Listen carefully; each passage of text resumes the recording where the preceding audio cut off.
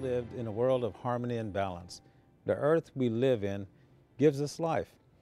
The earth, the air, and the water works in a system together to purify that which we use and gives us back the things that we need to live in a good way. That's why it's important for us to always remember to give something back to the earth when we take something from her. Today, we're going to discuss some of the ways in which we need to make better progress as a city. We will find out what great things are being done here in our local Milwaukee communities. Best of all, we can get the inside scoop on what we can do as individuals to play our part in protecting our water. I'm Ben Yahola, and you're watching Our Water.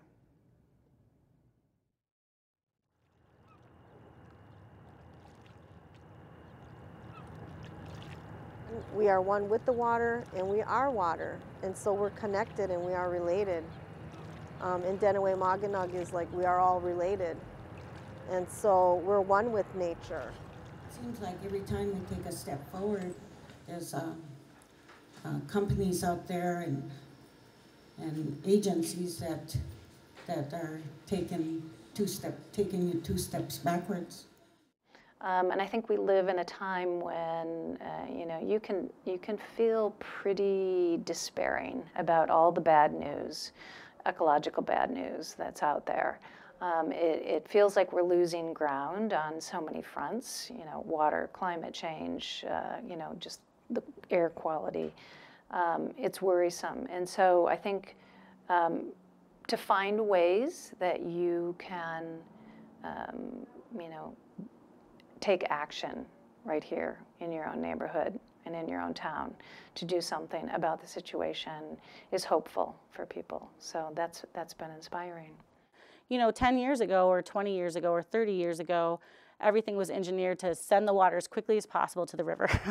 And, and that actually did help flooding in some areas, but created problems downstream in many cases, and also really created a lot of pollution problems because it was sending the water as quickly as possible into the local waterway. We have so much runoff that comes from our built spaces.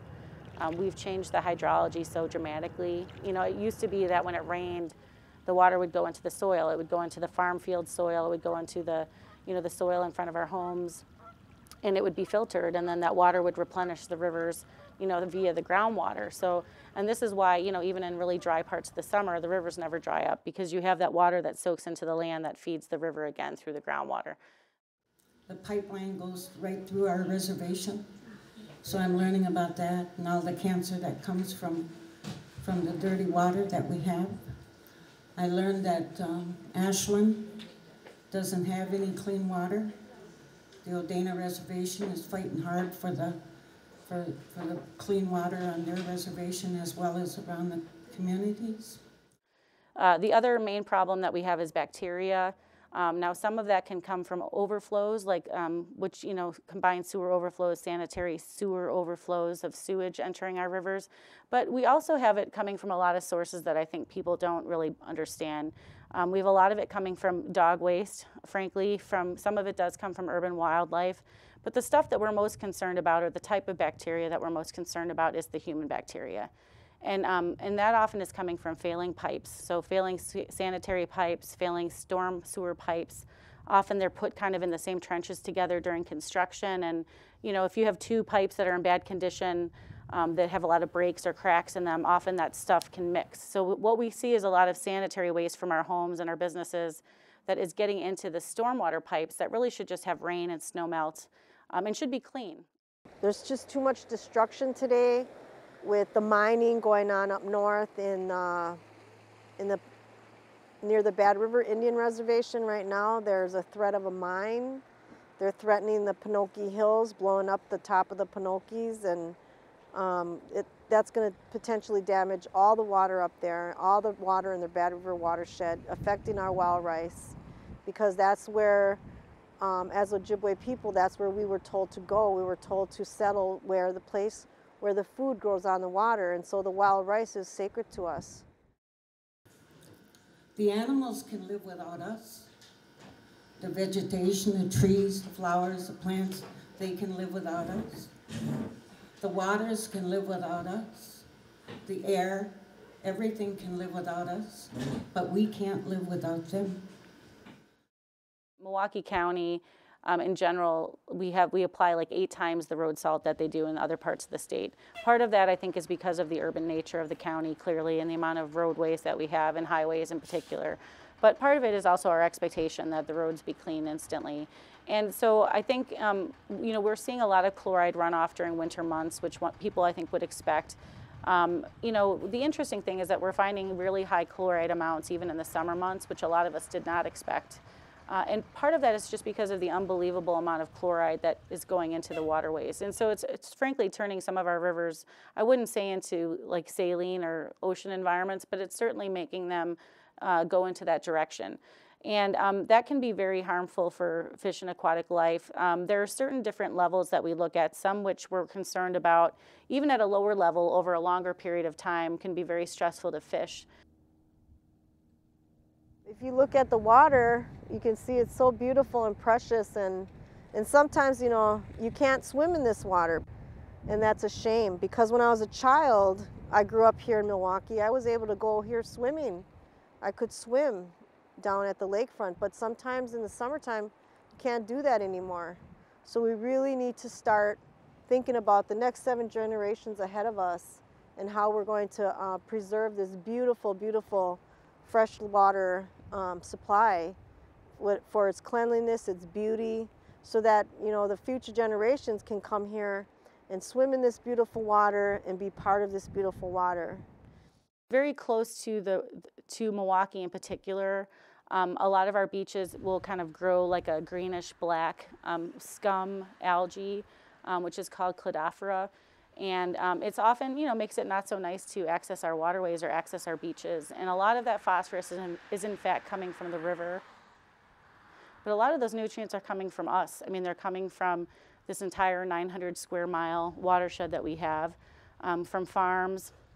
You know, hopefully not coming very much from residential fertilizer anymore, because a lot of our fertilizer should have phosphorus taken out of it now.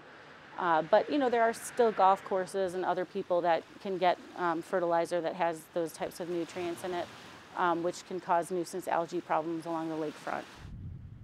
The phosphorus, the bacteria, the sediment, all of that will have to be ratcheted down so that we can get to levels that we believe are safe, safe for the citizens and safe for fish and aquatic life. So, and those are our parameters that are, frankly, instead of getting better, tend to be getting worse every year, and that's not a trend that we like to see. Facing the truth about our water situation is very important, especially now that science is able to better understand how we can change our patterns to turn the negative effects of them around. The patterns of how we have been approaching our use of water as a city has not been working very well for the ecological health, but has also had a cost both to our health and as people. And as we are the taxpayers, Cheryl Nin tells us we need to completely redevelop our city going into the future. There are many of us working hard to reach a point with Milwaukee to really recognize it as a water city and create a new identity for the city as a water city. One of those projects is called Water City 3.0, being initiated by the nonprofit organization called Milwaukee Water Commons. Before we hear from them about some more of the progressive works they are doing in the community, let's hear from Donna and our wise elder, Mary Ellen Baker, about other ways to remember and to honor the water.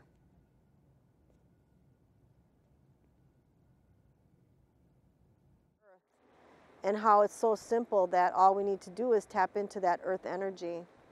And we're at a point in time where we're in the 11th hour of taking care of the earth and taking care of the water. And so it's really important that we pray for the water to keep it clean. So with that, I'm building inner strength and my hope, because I had a vision. I had a vision here about a little over 2 years ago. And And the vision is about taking care of the water. And the vision is about women taking care of the water. As women, we're responsible for life. We're called life givers. That's us, because we bring life into the world, just like Mother Earth. I've attended ceremonies where with women up in Madeline Island, where we make these bundles, prayer bundles, and offer them to the water, the Lake Superior. That's where we did that one. And so those kind of ceremonies help us and help the water to heal itself. So I belong to the Medewan Lodge, and in our Medewan Lodge, we talk about water all the time. We talk about the sacredness of water. We talk about the strength of water. We talk about the weaknesses of man toward the caring of the water. So we talk about many things and how important water is. Every day we start with a ceremony that blesses the water and blesses the water for everybody on earth. So what I learned there, that there's so much about water that everybody doesn't know. And that's what I want, that's what I would like to explain to the women when I get them together. I'm supposed to get over 5,000 women together. And sometimes that doesn't seem like it's going to be, but I believe in tobacco. I believe in visions. I believe in life. And I believe in women. For Milwaukee Water Commons, we play a very special role in this space. A lot of times a lot of groups either focus in on the business side and the career side, or they focus primarily around the science and the health of the water. And so we're the bridge builder, we're the connector. And so we're able to bring in the people into this conversation to think about the jobs, but also think about how these jobs have impact on the water. And to think about this water as it is now, how do we help heal it? Because there's a lot of things that's happening to the water that's having a major impact on the quality of the water. But also, how do we maintain it and keep it for, as indigenous cultures say, for the next 7 generations? We worked with 5 different community groups and really engaged a lot of kids and adults. 2 of the groups that we worked with were Coral Centro and Urban Underground, and the kids there were interested in using refillable water bottles. So we gave them all water bottles to decorate and personalize, and then as a complement to that, they collected used water bottles, and we turned them into a giant Dale Chihuly inspired sculpture that is now permanent at each of those sites. And the whole time that we're working on these projects, we're talking about how important water is to life, and especially how lucky we are here in Milwaukee to be on Lake Michigan, one of the Great Lakes, and to have 3 great rivers running through the community. We also work with Urban Underground, who their project was one that looked to decrease single-use water bottles and increase people's use of reusable water bottles.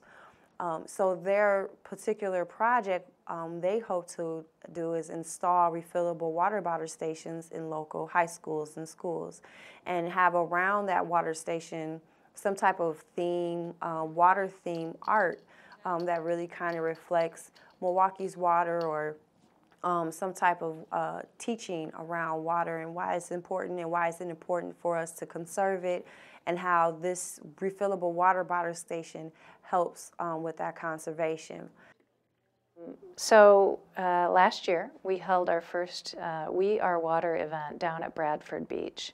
And it was an event held on a Sunday night just before sundown. And our artist in residence, Melanie Arians, it was her brainchild. We had spoken word artists, poets, circus dance company participate, drumming, and just a few key public speakers. The mayor had proclaimed it We Are Water Day. We also had the Strawberry Moon Singers and the Native American community come and perform their water ceremony, which was really, really beautiful. After their water ceremony, we invited all of the people who attended to fill a cup with water, and we put submersible lights in that, and they placed it in the image of the Great Lakes in the sand.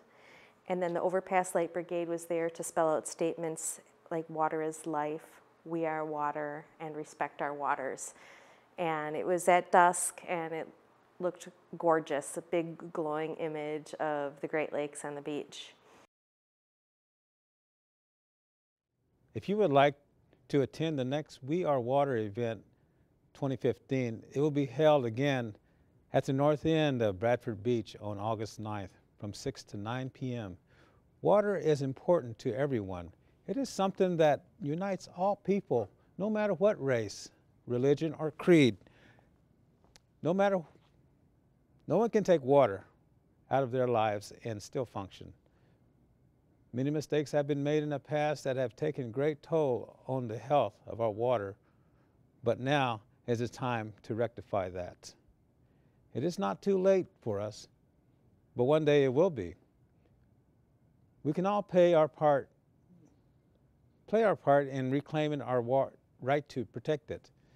As we move forward with visions of a healthy water city, we all grow and come together over common waters. Let's hear from our scientist Cheryl about small efforts being taken and some efforts we can all make to play the roles as individuals to positively affect the water here in the city of Milwaukee.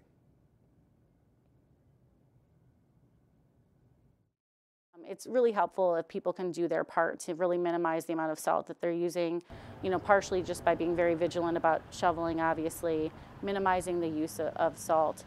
There are also alternatives. One common one is called CMA. It stands for calcium magnesium acetate, but it's a much better option, more expensive option, but better for the rivers and also better for infrastructure.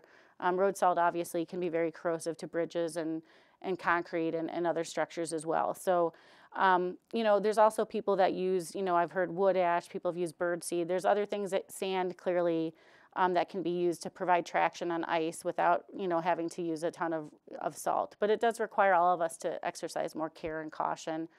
Yeah, basically they're going to lower a machine into this trench, and it's going to drill a hole through the ground so they can put new storm sewer pipe in without ruining the trees, destroying the road. It's all done underground, so there will be very minimal traffic interference. This stormwater project will reduce overflow sewage backups. You're separating the rainwater. The rainwater won't be going in the sewers anymore. It's going to go in its own separate system. Unfortunately, we're never going to be able to go back completely to those prairies and those woodlands in a lot of these areas, but a lot of us are working really hard on making our cities function more how they did historically. And how we're doing that is by essentially encouraging people to, instead of conveying and sending their stormwater to the river as quickly as possible, really trying to get as much of the water as possible to soak in where it falls. So part of that is rain barrels, which a lot of people are putting in, and that's something that people can do. Really capturing all that runoff from your hard spaces of your home and your rooftop and just slowing it down. Even if it hits the sewer hours or days later than a rain event, that can really help with the problems that we have as far as sewer system capacity. When we don't have enough capacity, we know we have sewer overflows. So just delaying that water can be incredibly helpful. At All People's Church, we worked on a water reclamation project. They have a fantastic community garden there and a rainwater harvesting system, and they wanted to engage the community in rainwater harvesting for their own gardens. So they got 17 rain barrels that the kids helped paint. And that was it was fun and messy, and the kids talked about water and it was just a great way to get the youth involved. The kids who volunteer in the garden came and helped paint. They put their handprints on the rain barrels, and that can make a really big impact in that community, getting all these neighbors to hook up to rain barrels. So, you know, I think that's really promising. There's a lot of people who are putting green roofs on, and that has multiple benefits, and that it, again, minimizes the runoff from, if you think of some of these, you know, large condos or large industrial roofs, I mean, they're massive. Some of them are tens of acres, dozens of acres large. And all of that water washes off that roof and goes into a sewer normally and into the river. And putting in green roofs really allows that rainwater to soak in and to create a really large garden on a rooftop. And again, and sometimes that is delaying the water. It might be, maybe a green roof is soaking up quite a lot of water, but maybe sending others to the local sewer. But it's also delaying when that water actually hits the sewer system, which can be really helpful. And there's also a lot of evidence that green roofs improve dramatically the energy efficiency of the buildings. It kind of is an insulating cap, if you will. And so I think a lot of green roofs are becoming really common. And, you know, the cities, too, are trying to put in as much storage as they can where they have room. And in some cases, that might be where we have large medians in roads, for example.